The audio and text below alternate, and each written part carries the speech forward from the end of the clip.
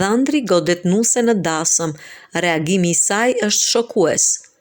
Një ngjarje e çuditshme ka ndodhur në Kinë, ku nusja është goditur nga dhëndri gjatë ceremonisë së dasmës.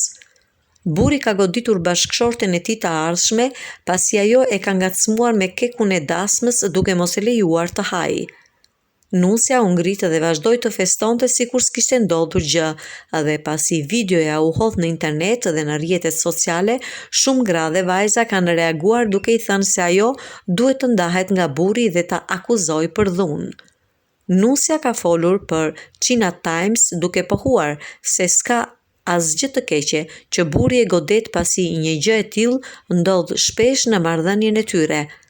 Ajo e dashuron dhe e kupton kur burri i saj nevrikoset dhe e godet. Kjo ishte një përgjigje që me siguri nuk e prisnim.